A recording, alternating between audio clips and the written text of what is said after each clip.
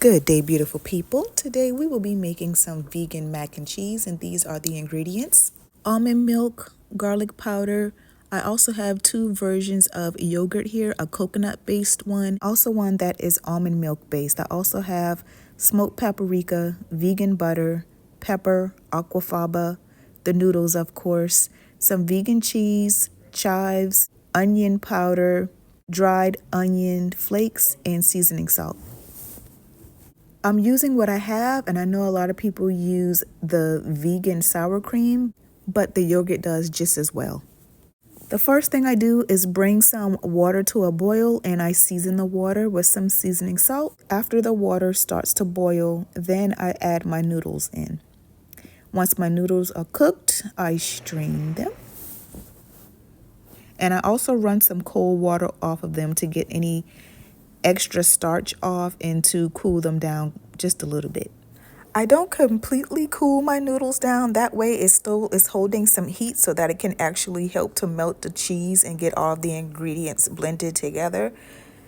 The next step that I do is I go ahead and add some of the vegan butter, and that way the noodles are still pretty warm, so it'll help to melt the butter. Here I'm adding the almond milk yogurt. I don't have very much of this left, so that's why I'm going ahead and using this. I didn't have mustard in the ingredient picture. However, I do use mustard sometimes just to give my macaroni some tang. I added some seasoning salt. Now I'm adding some garlic powder, black pepper, coconut yogurt, vegan cheese. This particular brand I don't care for, but I have it, so I'm going to use it. I'm going to use also the Viola Life. I have mozzarella and cheddar that I'm using in this particular recipe.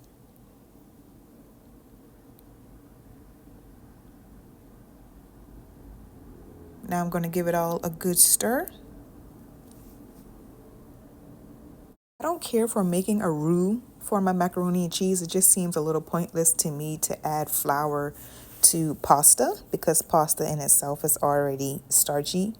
So what I do is go ahead and warm my milk up to add that to my mac and cheese. Now I'm adding some aquafaba. If you don't know, aquafaba is the liquid off of garbanzo beans or chickpeas, and it is often used as a substitute for eggs.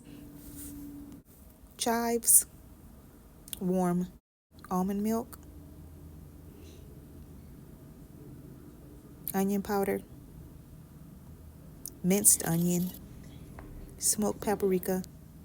Give it a good blend again.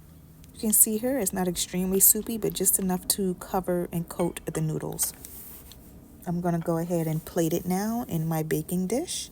Some people may like it a little soupier or creamier than this, but that is exactly why I added the aquafaba, because it has the binding agent just like egg does, so it's going to all hold together anyway.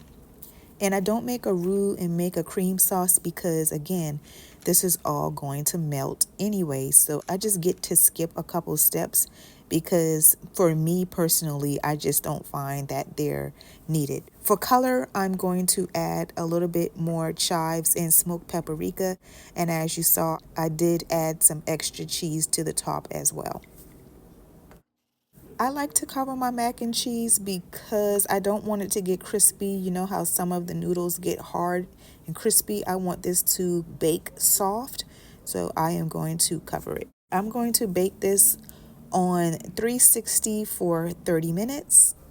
When it's done, it looks like this, and I put it back in the oven on broil for about 2 minutes so that the top of it can brown a bit. But this came out perfectly. I didn't have any issues with the hubby. He seemed to like it. I told him it was vegan and it tasted really, really good. So if you guys have any suggestions, anything I did wrong, anything I should add, or different things that you do to your vegan macaroni, I'd love to hear it. And I want to thank you all for watching.